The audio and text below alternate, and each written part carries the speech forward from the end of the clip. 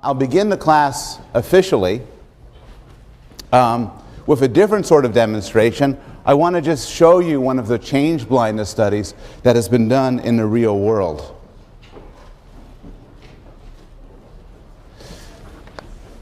And these videotapes are not available publicly, but you get them from the web and see them as little JavaScripts.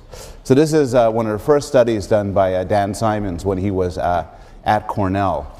And his advisor at the time was our Frank Kyle, who's now in our department. So here's the study.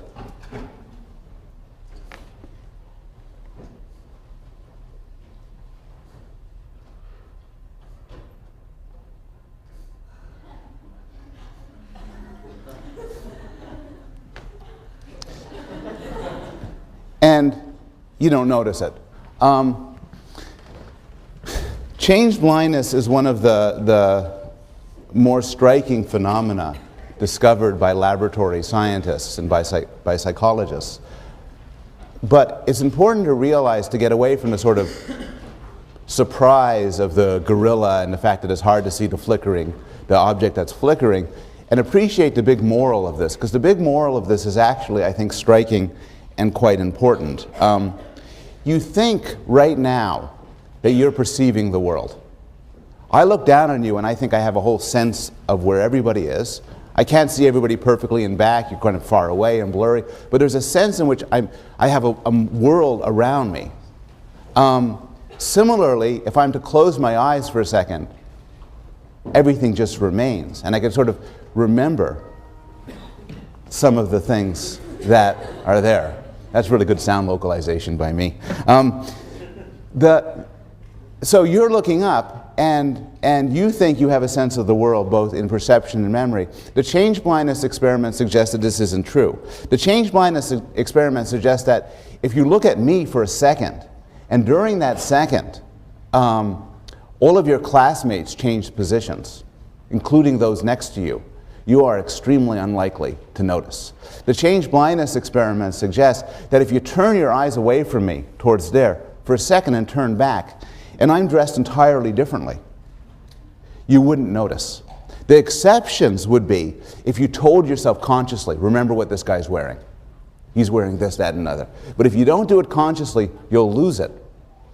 And usually, this is okay. Usually it's okay because your memory and your visual system exploits a basic fact about the universe, which is that most things stay the same most of the time. I don't have to explicitly remember that you're over there when I turn my head for a second, because you'll be over there in any case.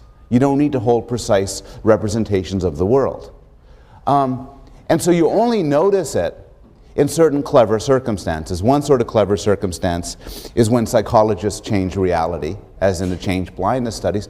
A second sort of circumstance is in movies. So one of the big surprises when people started making movies involving cuts was it is extremely difficult to get everything continuously right.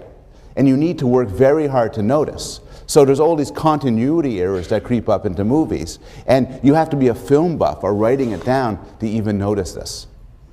And the overall moral here then is that your perception of reality is a lot more sparse, a lot more limited than you might think it is. So this is where we were at the end of last class. We were talking about the different sorts of memories. Sensory memory, which is the sort of fraction of a second of sensory residue, what you're hearing and what you're seeing. Working memory, short-term memory, and then long-term memory. And we talked last class about how things get into sensory memory, into working memory, the role of attention, and in fact the change blindness studies are actually just studies of how something gets from your senses to your consciousness, and what does and what doesn't. Now I want to move to the distinction in working memory, short-term memory, and long-term memory. Now, the obvious distinction is actually just, in fact, is storage differences. So long-term memory, or LTM, has a huge storage capacity. This is your memory like the hard drive of your computer. This is the memory you walk around with. It includes all the words in English, just for example, 60, 80,000 words. It includes everybody you've ever met, languages, faces, stories, locations, nursery rhymes, songs, TV programs. Nobody knows the storage. It is not true that you remember everything that has ever happened to you. There's no reason to believe that this is true. At the same time, though, you have a huge amount stored in your brain in long-term storage. And nobody actually, it has to be limited because it's a finite, limited brain. But nobody knows how big it is. Nobody knows how many terabytes you carry around in your brain. But it's a lot. Compare this to working memory, to short-term memory, which is actually very limited. Your memory of what you could store on, what you could hold in consciousness right now is quite limited. Here is an exercise. Do not write these things down. I want you to remember them. I'm just going to give you a few numbers. 14, 59, 11, 109, 43, 58, 98, 487, 25, 389, 54. Please write them down.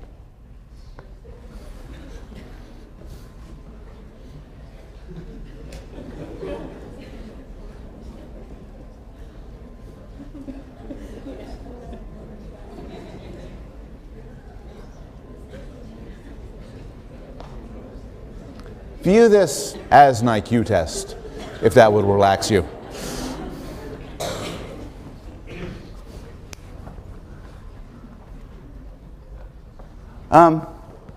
How many of you who decided to participate in this experiment got 3 or less? Good, good. 4, 5, 6, 7, 8, 9 or more. Anybody get all 11?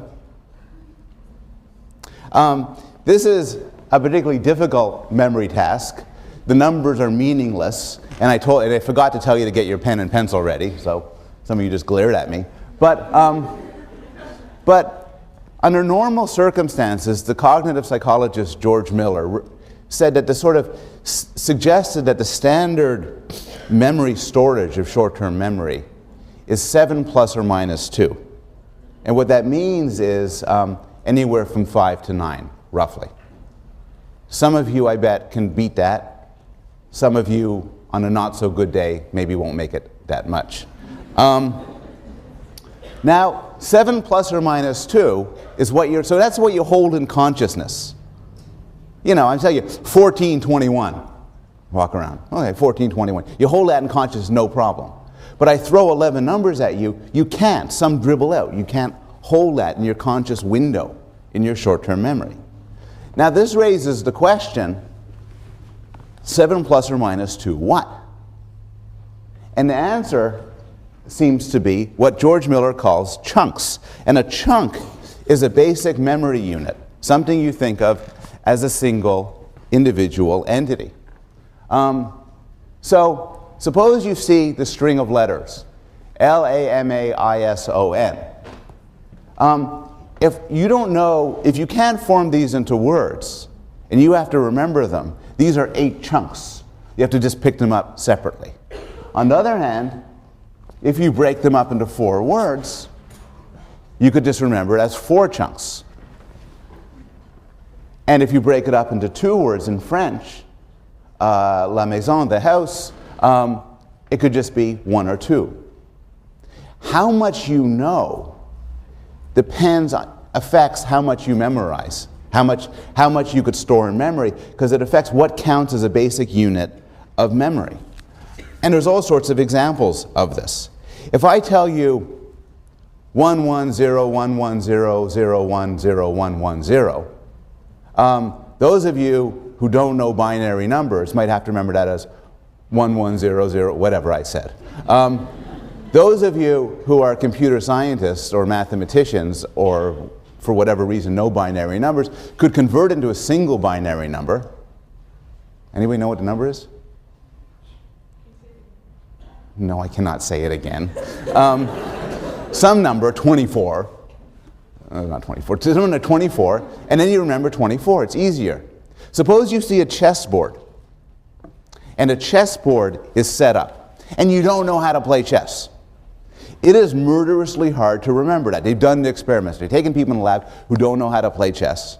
They set up a chessboard, and then they say, okay, look at this for 5 minutes. Looks at it. Then they take it away, set it up again. And it's murderously hard. You know, there's a horsey thing on the side there and everything. But if these chess pieces are set up in some way that's logical for a chess player, then a chess master could look at it and remember it in a glance. Oh, it's the Fibonacci defense, or something like that. And then immediately recover it. Similarly, football coaches have been tested on their memories of football diagrams. And they have like a photographic memory for football diagrams because it corresponds to things that make sense. Architects could have a photographic memory, a perfect memory for floor plans because it makes sense to them. They understand it.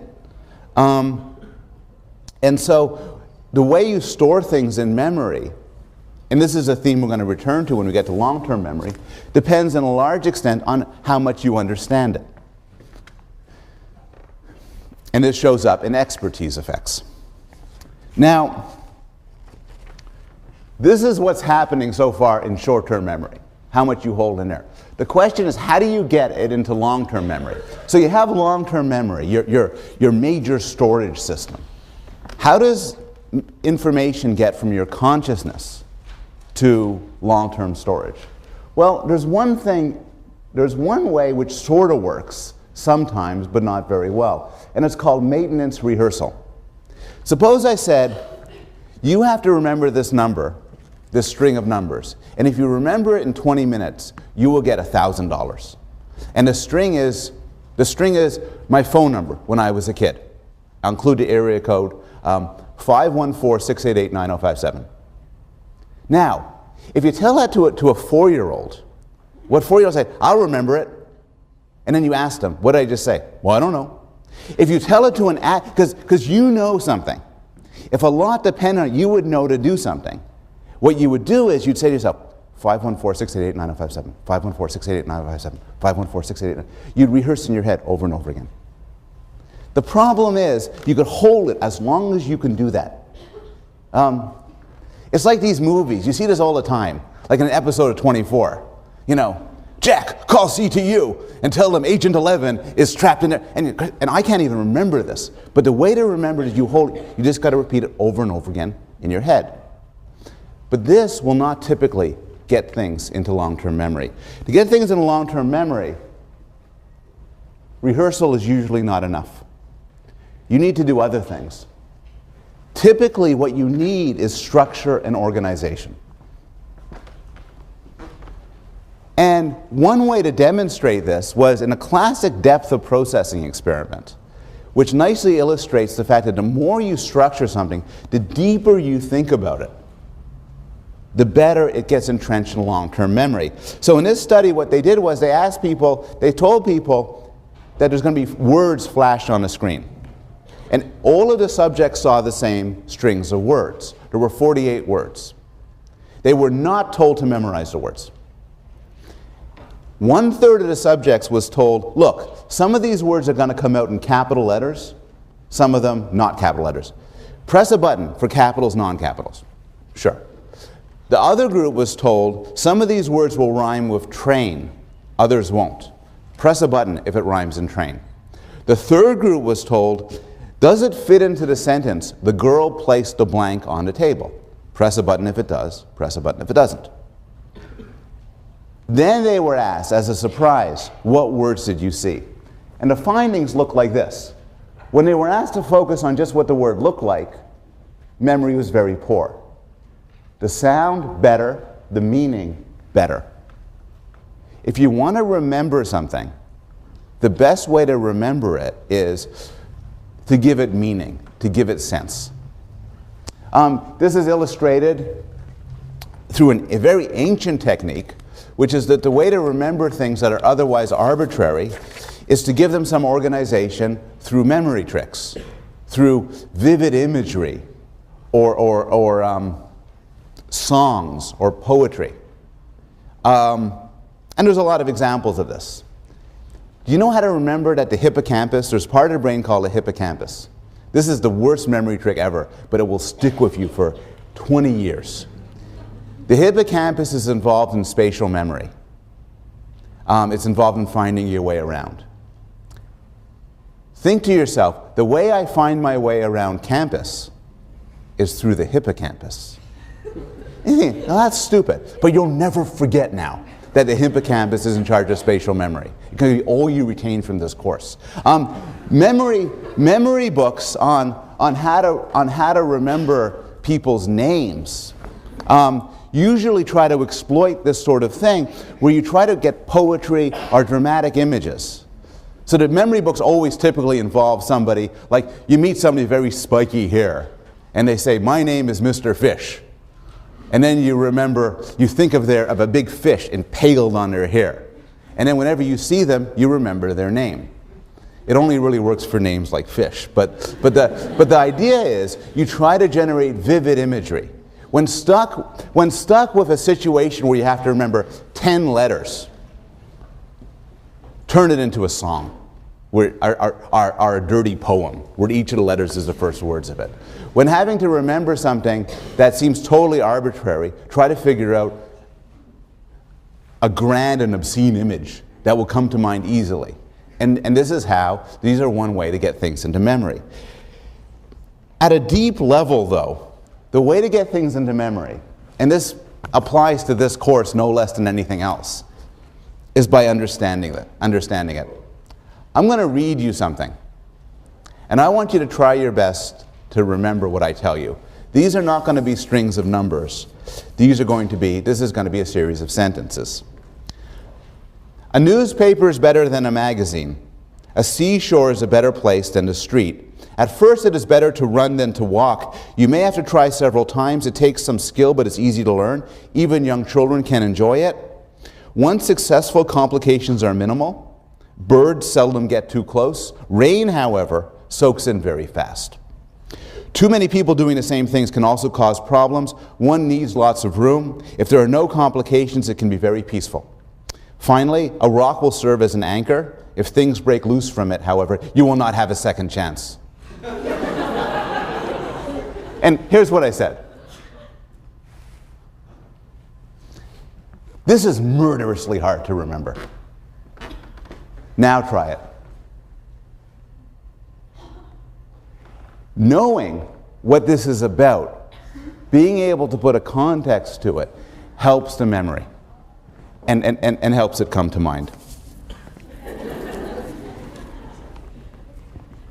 Okay. So this is about how to get information into your memory. How do you get information out?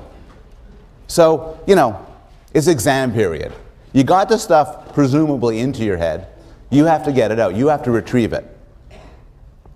There's a court case. You have to figure out, you have to recount the crime that you witnessed. You see somebody and you want to know his or her name, and you heard it. You just have to get it out. Well, how do you do that? Well, there's retrieval cues. Retrieval cues make sense. Retrieval cues are just things that have been associated with what you're trying to remember. If I have to remember to replace the windows, when I walk into my living room and see that a window's cracked, that will remind me to replace the windows. If I had a lunch date with you and forgot about it, when I see you, I go, oh yeah, we were supposed to get together and have lunch. Retrieval cues bring things back. But it's a little bit more complicated than that. There's a more general relationship between encoding and retrieval called the compatibility principle. And what this means is you're much better to remember something in the context in which you have learnt it. And this is also known as context-dependent memory and state-dependent memory. It's illustrated by one of the strangest experiments in the history of psychology, where they had people on a boat And then they had them scuba dive underwater. And they taught them things either on the boat or underwater, like with things that they held up. And then they tested them later. And it turns out that you'll remember it better if you're tested on it in the context in which you learn it. And it might be because then the retrieval cues help bring it back. But it's more general than that. If you have to remember something you learned in this class, you will do better if you try to think about the room in which you learned it in. You will do better on your final exam if you were to take it in this room than if you were to take it in another room. Because being in this room will bring back the cues. It's not just the environment.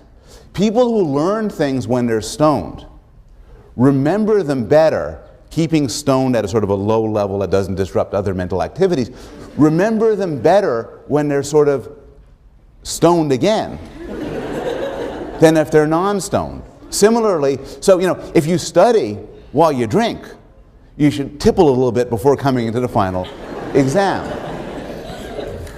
It's sort of like a what happens in Vegas stays in Vegas sort of result. And so similarly, it even applies to moods, in that if you learn something when depressed, you have a slightly better recovery of it when you're in that same mood of depression than when you're elated. And the idea is that part of what memory is, part of recovering memory is getting back your original context in which you learned it. Elaborative rehearsal and retrieval involves the connections between different things. Elaborative rehearsal is that the more you think about something, the easier it is to remember. If you have to remember something, try to connect it to as many things as possible. Think of an image. Make a joke out of it. Imagine how you would explain it to somebody else. Imagine what the world would be like if it wasn't so.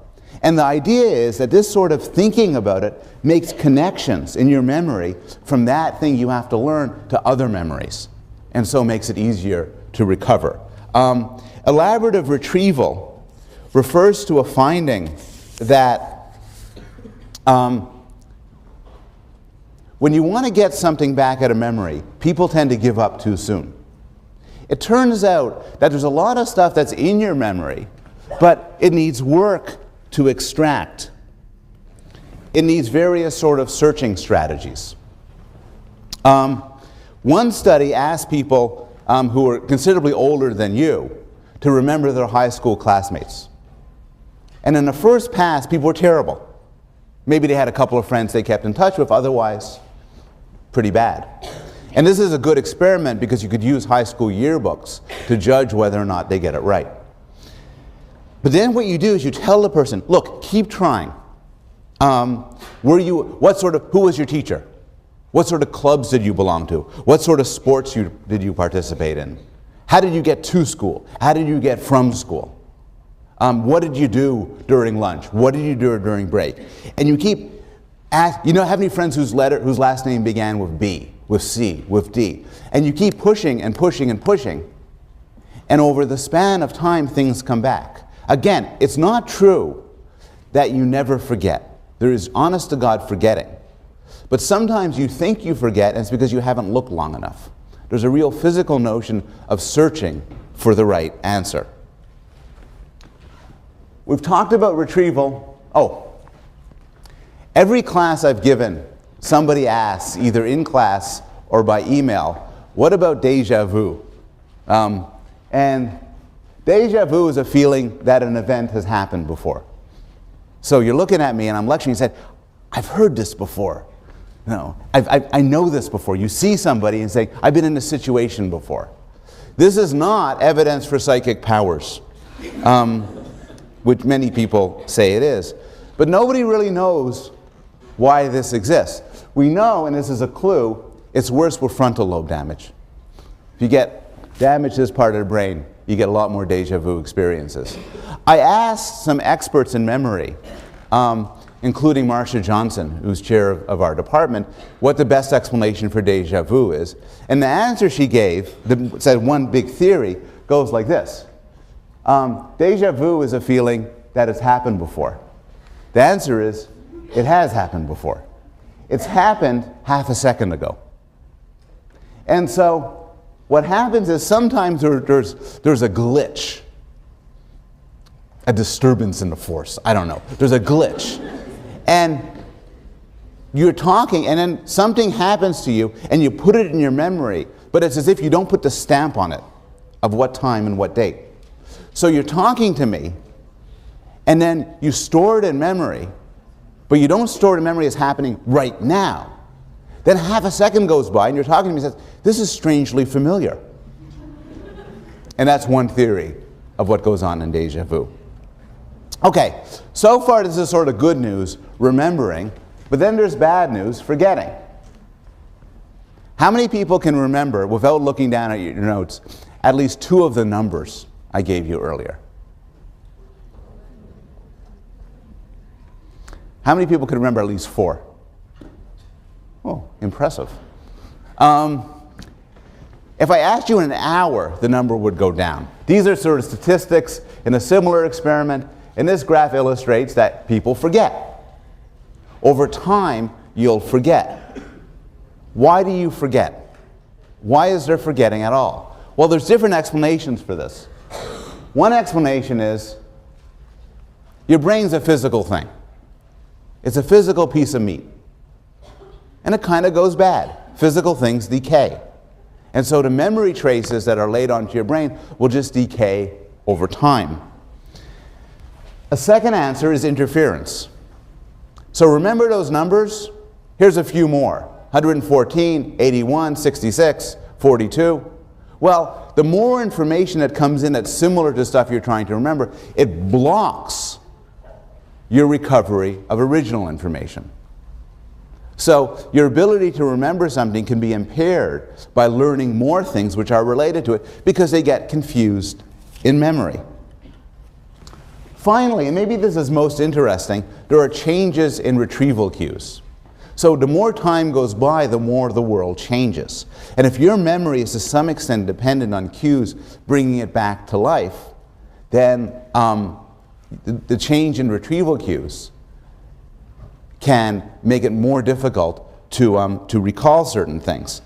This leads to a puzzle where there's considerable scientific debate over the case of childhood amnesia. And the case of childhood amnesia is, doesn't refer to when a child gets brain damage, gets amnesia. What it refers to is people have a difficult time recovering very early memories. I want people to just take a second and try to think back on what your first memory is and roughly how old you were.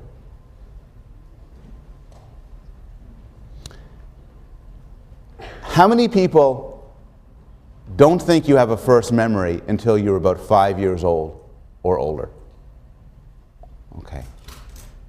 How many people think you have a first memory of around age 4 or younger? How many people think you have first memory of around age 3 or younger? 2 or younger?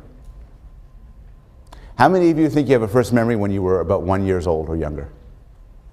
And I'm not asking about past lives. That happened last year. How old is roughly your first memory, you think? How old? Between 1 and 2? Anybody think they could beat that? Same guy? Yep. 1. Anybody else? The literature is unclear on this because it's very difficult to test people's recollections of their first memories. If I'm to ask people about their first memories, they'll often say, oh yeah, I remember I was in this room and there was a crib and I could gaga goo goo. And I was on a potty, I was walking, I was so cute. I remember it. It's very difficult to tell, and as we'll discuss in some detail, there are a lot of reasons to distrust people when they, not that they're lying, but to distrust the accuracy of people's memories. We also know from studies about trauma where people have terrible experiences when they're 1 or 2. Typically, this trauma is not remembered later on. People know of trauma because they're told about it, but they don't typically remember it with any accuracy. Even children, older children, don't remember back beyond that age. Nobody knows why childhood amnesia occurs. Nobody knows why it's very difficult to recover memories before about the age of 3. One theory is that the retrieval cues change radically. I had a friend of mine who's a clinical psychologist, and he suggested a new form of therapy where they make these giant tables and chairs, and then they bring you into the office, and you're standing at these giant tables and chairs, and all these memories of being a baby would come flooding back. And he dropped out of the field. And really, but it's such a cool idea. Some people think language is to blame.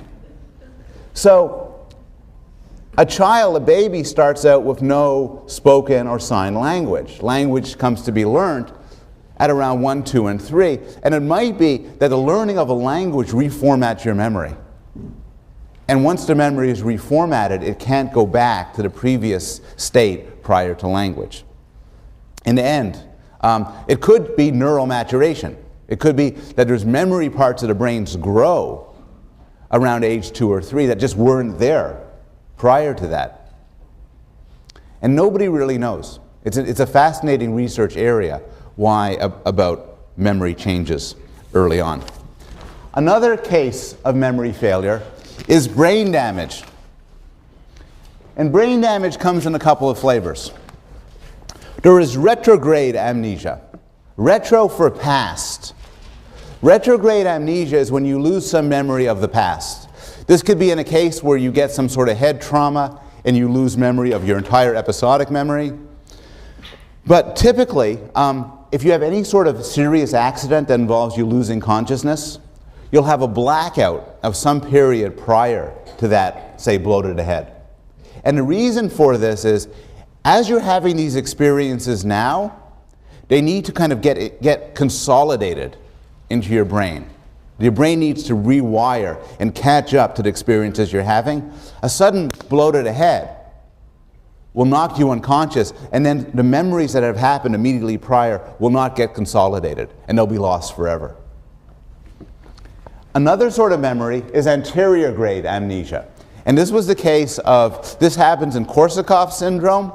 It happens to a very famous patient known as HM, who actually lives in Hartford, Connecticut. And it happened to Clive Waring, the film you saw last class. And this sort of amnesia is a sort of amnesia where you lose the abilities to form new memories. And so you live in a perpetual present, unable to accumulate new memories. But it's actually a little bit more complicated than that. What happens is, and this was an exciting discovery about these patients that led to some real insights about normal memory.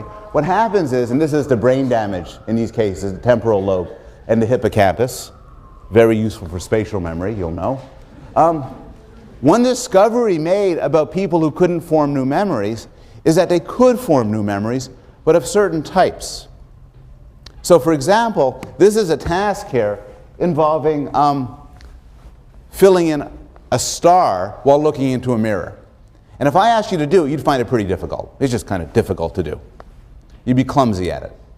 You bring in an amnesic who can't form new memories, and you say, hey, I want you to try something new. I want you to try this star game.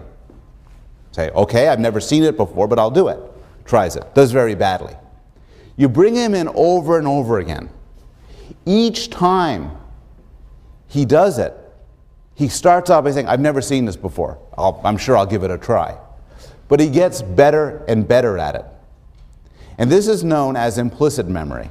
The claim is that in these sorts of cases, you lose the abilities to form explicit conscious memories that you're aware of, that you understand, but some sorts of memories persist, and you are able to form them. This has actually been illustrated in a couple of dramatic movies. One of them, a very bad dramatic movie, where Drew Barrymore loses the ability to form new memories and somehow falls in love with Adam Sandler. Definitely don't watch that. But a very good movie called Memento, which is about a character who loses his ability to form new memories while trying to track down his wife's killer. Memento is a movie which is fascinating because it's told backwards. But throughout Memento, there's another story told forwards. And I like this story because it very dramatically illustrates what does and what is and is not impaired in cases of severe memory damage. So I'm going to show you a couple of clips that illustrate the dissociation from Memento. Those of you who've seen the movie know that this ends up quite tragically for Sammy. Highly recommend the movie. We've dealt right now with two sorts of failures of memory. One is everyday failure of memory, when you forget. How many of you remember 3 or more of the numbers I originally presented? Yeah? Go ahead. 14, 59, 11. Is that right? Yeah. Fine. 9. I'm going to ask you again in a month. Well, people are supposed to forget. And some things you will forget. That's normal forgetting. A second case is forgetting due to brain damage. Forgetting due to brain damage is exotic and unusual. But it's interesting in that it illustrates some more general themes about how the mind works. Remember, one theme of this course is we're going to look at exotic cases, like the case of Clive Waring. Not just because they're interesting in their own right, but sometimes by looking at the extremes, we could learn something about how normal people's normal intact minds and brains work. The third case of forgetting is more interesting, and it actually, well, I want to do a little trial here. What I want to do is I want you to listen to 3 children describe an event that happened. I want you to come to your own guess. Imagine you were a judge. You were a child care worker. You wanted to see, I want you to come to your own guess about who you believe and what you think happened. You've heard 3 children. Who do you believe? Who believes, there's 3 of them, 1, 2, 3. Who believes the first one? Who believes the second one? Who believes the third one? Sort of an even split.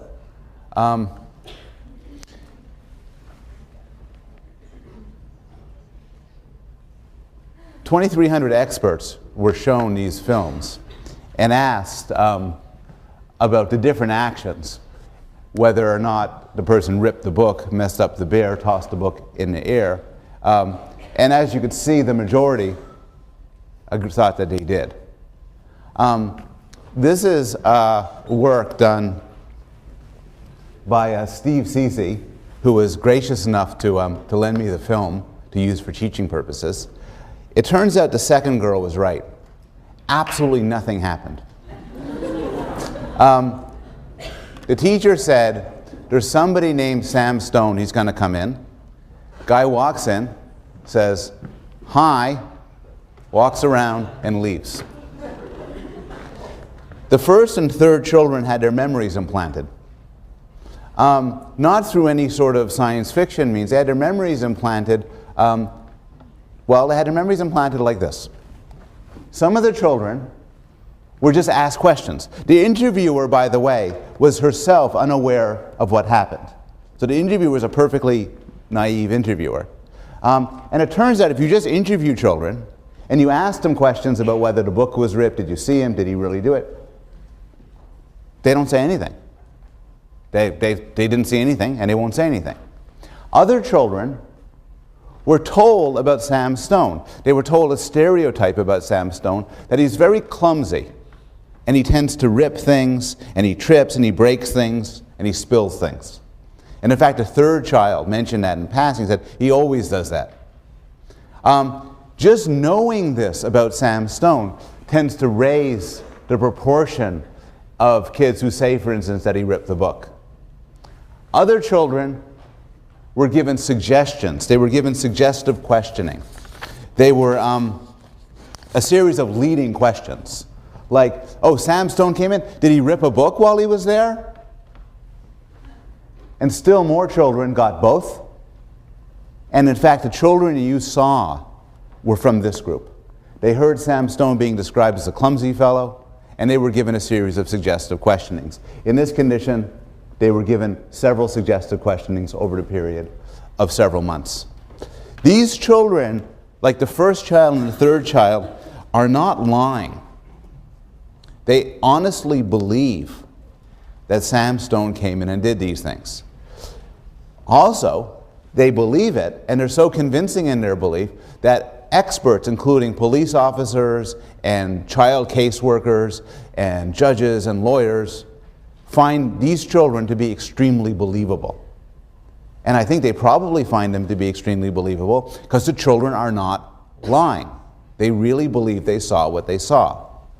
But these memories were implanted. And Cece and many other investigators study how memories can be implanted in people's minds through suggestion and through leading questions. It turns out that the same sort of experiments and same sort of research has been done with considerable success in implanting false memories in adults. There are dramatic cases of people remembering terrible crimes and confessing to them when actually they didn't commit them. And this is not because they are lying. It's not even because they're in some obvious sense deranged or schizophrenic or delusional. Rather, they have persuaded themselves, or more often been persuaded by others, that these things have actually happened.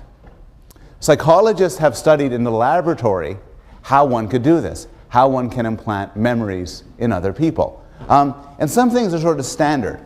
Suppose I was to tell you a story about a trip I took to the dentist, or a visit I took to, or a time when I ate out at a restaurant. And I'm to omit certain details.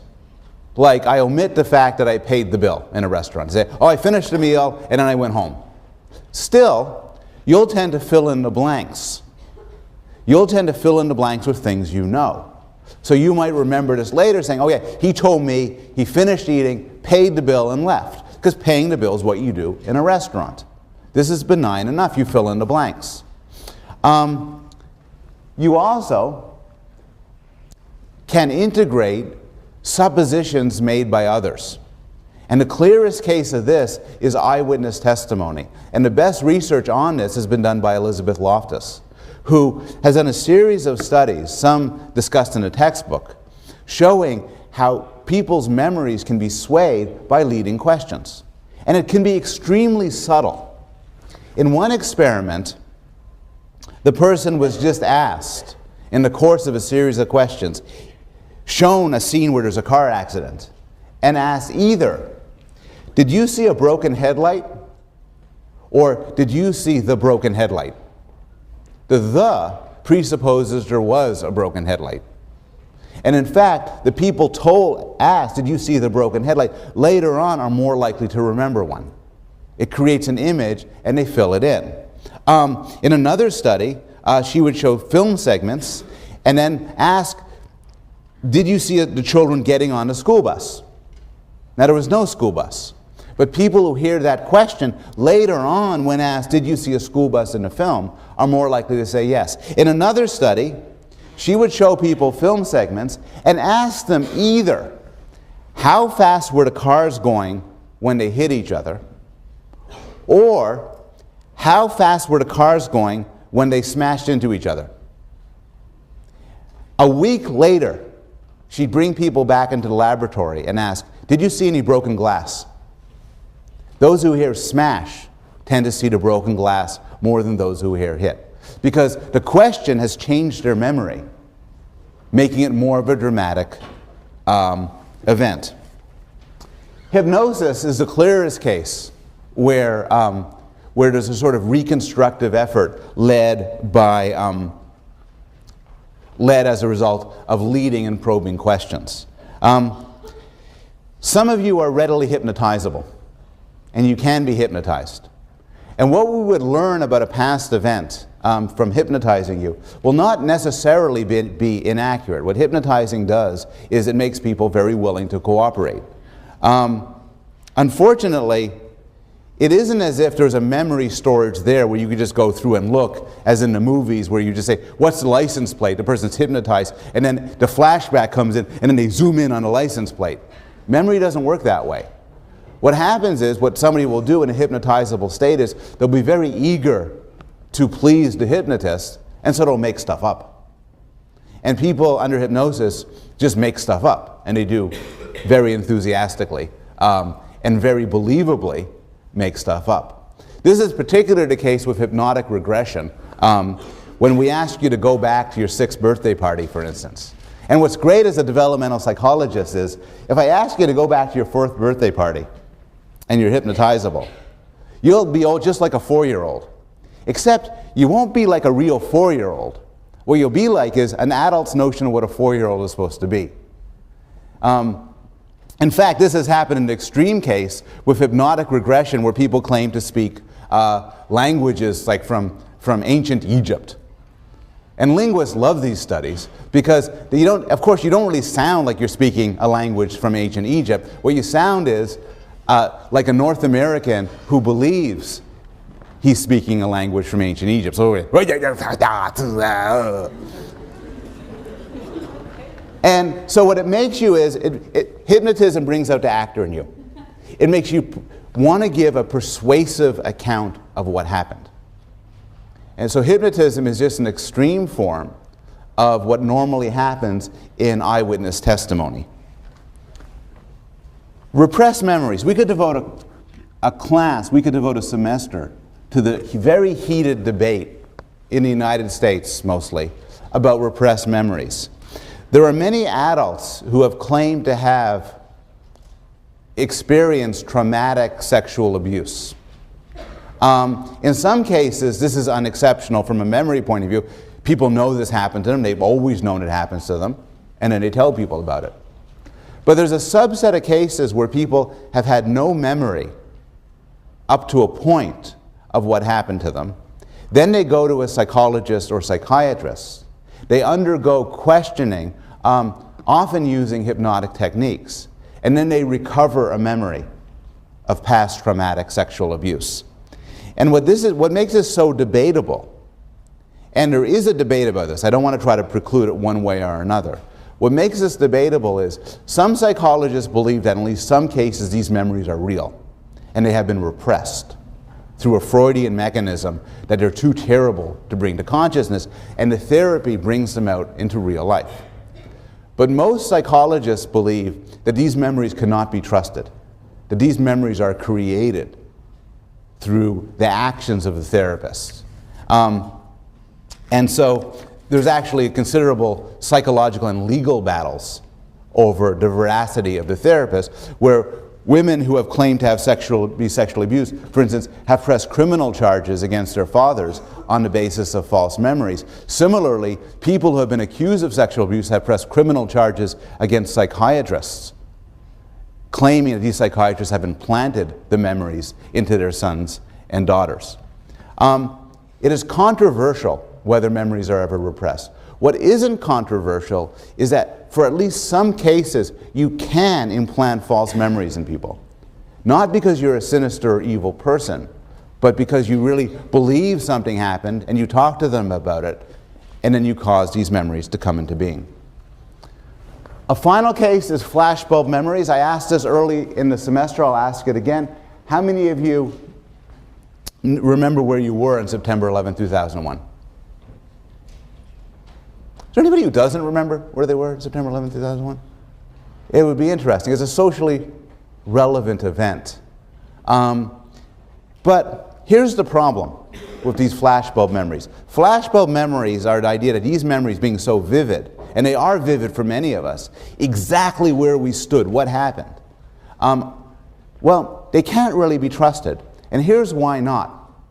Because they're such important events, I bet many of you have actually heard the question before, where were you on September 11th, and talked about it.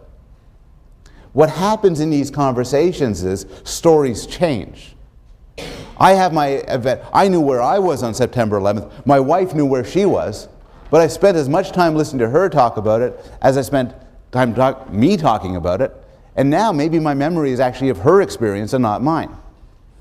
It's not, for all of these cases, the temptation you have to resist is saying, yes, I know memories can be swayed, I know they could be distorted and everything, but you see, I really am sure that happened. You have to resist that temptation because there are so many cases we know, including the tape of the girls that we just saw, where people are entirely sure things happened and we know full well that they didn't exist. Being sure is no guarantee that a memory isn't false, reconstructed, or even implanted. So this part of memory has three main morals. There are many types of memories. I talked about short-term memory, long-term memory. I talked about implicit memory and explicit memory. These are sort of separable sort of memories. You could break one while having the other one impaired. Arguably, there are brain systems dedicated to memory for faces, memory for everyday objects, memory for spatial locations. The key to remembering is organization and understanding. Introduction to X courses, including Introduction to Psychology courses, are among the hardest courses at Yale. And the reason why is there's just a lot of material that is diverse, and you have to command each aspect separately. The easiest courses at Yale tend to be highfalutin seminars, where you kind of have enough of a background that everything can be clear and understandable. The more you understand something, the easier you'll remember it. And finally, you can't trust some of your memories. Your reading response for this week is you have to use your powers for good and not for evil. Though if you manage to succeed at this, I will be very impressed. But you have to describe, based on the lecture materials and the readings, how to implant a false memory.